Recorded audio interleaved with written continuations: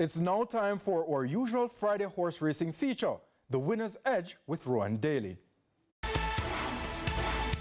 He's one of the top flight trainers at Cabanas Park, whose recent form or lack thereof shows the fluctuating fortunes of horse racing territory that he has entered before. So, it's rebuilding time. That trainer is Ryan Darby. He's not saddled with guilt, more disappointment, as the past few months have been palpable grief for Darby, who has been on quite an emotional roller coaster.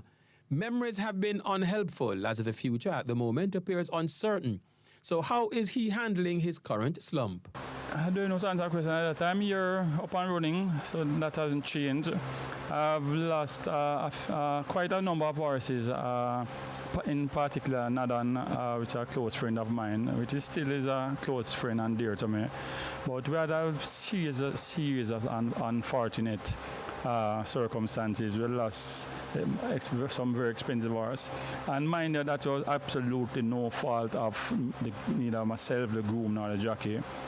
Some very unusual bad luck of horses that having some injuries that as I said, if no accident, no just unfortunate circumstances. So there are like a frustration there. Having won a number of races for Hubert Carr, who runs under the nom de plume Nadon, the severing of ties for Ryan is more than just a professional relationship.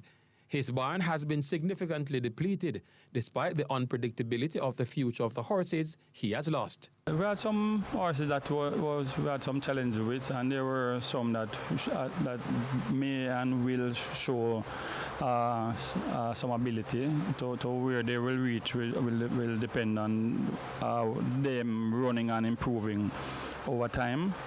But I think the psychological aspect of it is probably worse, because it's a close person to me, and I understand the frustration. I'm frustrated myself, so I say I have to work through it and continue to work. While he has not ruled out a resuscitation of a working relationship with owners lost, he has acknowledged the show must go on. I said daily, the plan has not changed, it's just a number. So I say we have less to work with now, so the productivity will be less as well.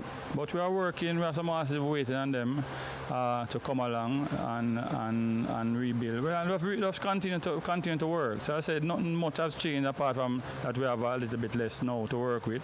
And we plan to, sale coming up, we plan to rebuild and restock to the best of our ability. A former president of the Trainers Association, is he again looking in that direction? My heart really want to do it because we need proper representation, but mentally I can't manage external challenges right now.